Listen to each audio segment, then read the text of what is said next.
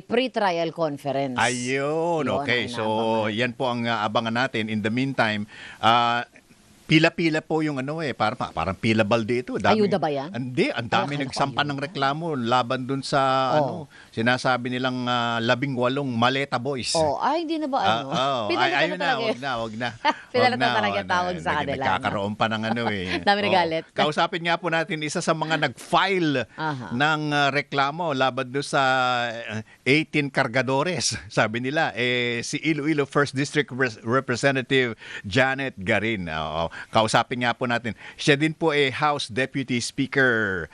Congresswoman Garin, magandang umaga po, si Peter Atrica dito sa Balitapatan. How are you, ma'am? Hi, I'm good.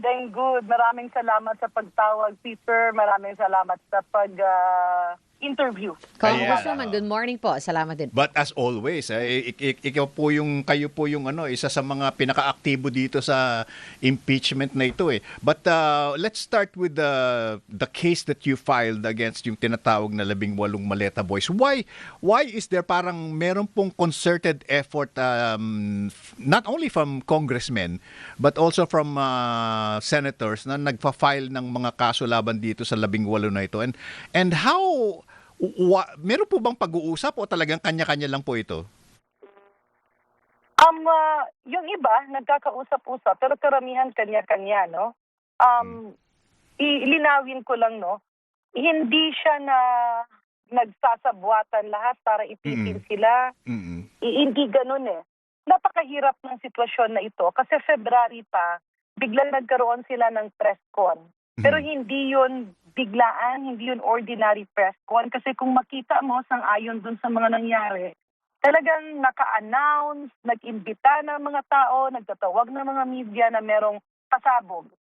Nagulat ako nung nalaman kong na-mention ang pangalan ko doon. No? I can only speak for myself kasi wala akong knowledge dun sa ibang kasamahan. And I can only also speak for my cousin, si Congressman Pepito Alvarez, kasi nagkagulatan din kaming dalawa.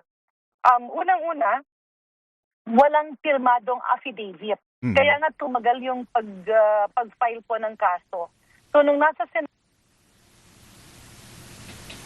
Ako naputol yata yung communication natin. kaya ang hirap kasi ang nagsasalita yung mga abogado. Opo. Pero itong mga former security guards, hindi naman sila security, VIP security or whatever you call them. Hindi namin naririnig sa kanila mismo. Kasi ako, gustong-gusto kong malamang sino, saan, at kailan. Kasi ni isang kusing, wala akong natanggap galing kay Congressman Saldico at wala rin akong maletang natatanggap, no? Ang mga binibigay niya before ay mga assignments na magdepensa kami dun sa budget bilang yun ang trabaho namin. He will just assign each department to us and then kami yung gumagalaw. Kung meron ka mga bit-bit ay papeles, no? Proposed budget, yung mga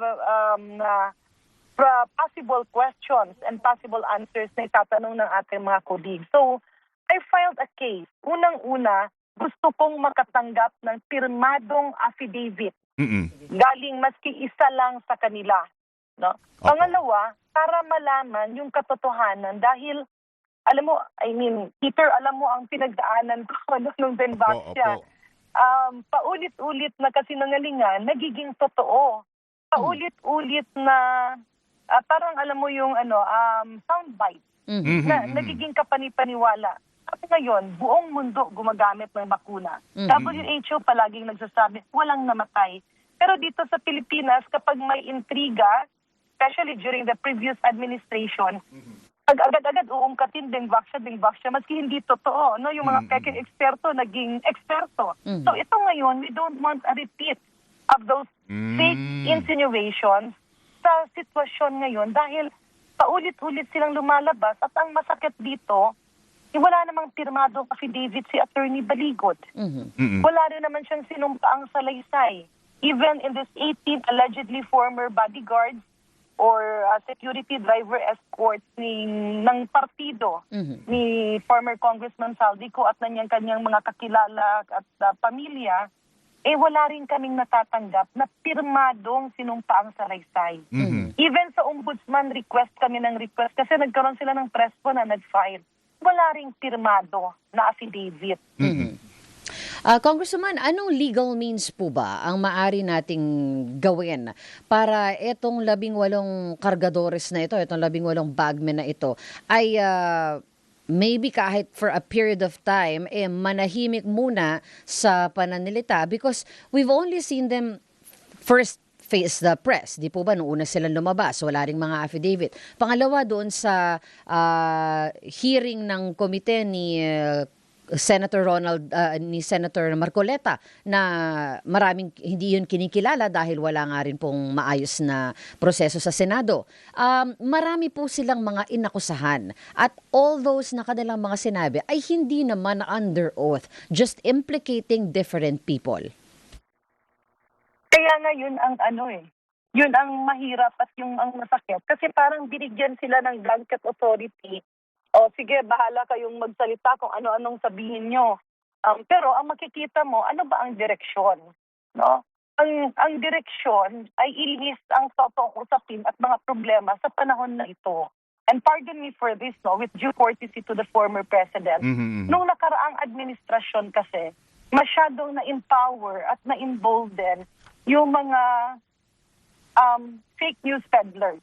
Yung mga trolls. Alam mo yung parang cancel culture? Kunyari magsasalita ka ng totoo. Lagay na natin sa DOH, yung mga totoong eksperto, mga totoong scientists. Sasabihin nila, yung ivermectin, ano yan? Hindi para sa tao yan. Gamot yan. Pampurga ng aso at kabayo. Yan. Talagang itro-troll ka agad, sisirain. So, natatakot na lang. So, yung iba sasabihin na, ay hindi. Masyadong mahal ang testing na yan. Dapat nasa 1,500 na or 2,000. Ngayon, ibabash ka ng todo or iti-threaten ka ng mga kaso. So, andun yung nagiging pinapatahimik yung katotohanan or pinagtatakpan yung mga dapat na pag-usapang issue kasi merong script na dapat sundin. And this should be stopped. Kasi minsan alam mo ang problema nito in governance, there are people in power who would make decisions based on what is popular. But it is not based on what the government should actually do. Because governance is a long-term investment. So, alam mo yung parang lalahatin mo, sabihin natin doon sa pinangalanan nila meron doon isa or dalawa na totoo. Pero idadagdag mo yung mga walang kinalaman, especially like former Secretary of Justice Laila de Lima. Kasi very, very vocal siya on accountability. And then, of course, alam naman natin, very hard on advocacy yung ating mga ibang party list representatives like those from the Makabayan Bloc, those from Akbayan. Yung ibang mga, the prosecutors are also mentioned there. Yes. And the leaders of the House who are vocal in speaking up for the truth. Siyempre, ako palagi akong tumatayo dyan. Pagka merong usapan, talagang sinasabi ko yung totoo kung may problema ba o wala, o ito ba ang tama sa pananaw ko, pwedeng mali rin ako. But then you exercise your task, your obligation as a representative of your constituents. So, pasensya na, pero ang tingin ko, inuulit-ulit nitong 18 former security guards yung style nung nakaraan. Papatahimikin ka or wag ka nang magtrabaho kasi may mga tumatawag-tawag yan.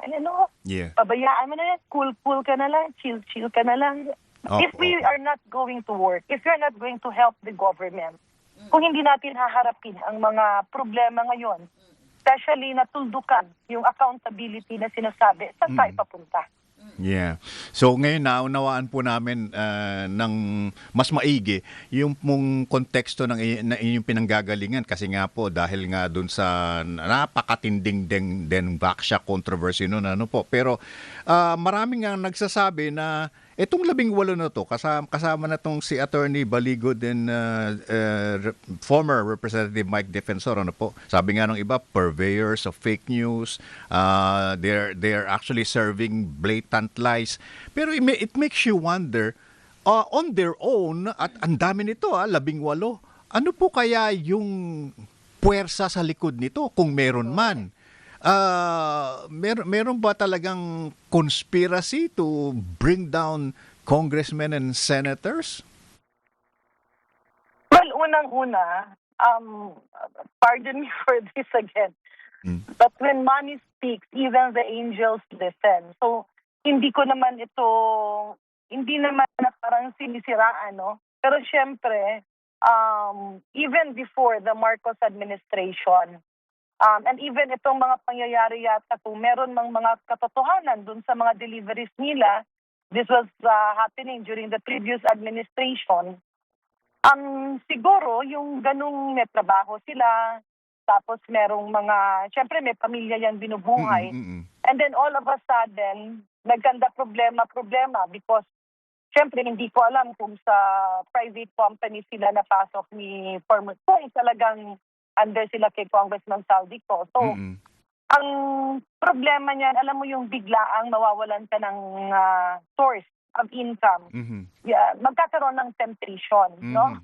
Right and left. So, siguro, kasi yun nga rin ang narinig namin, anong nangyayari.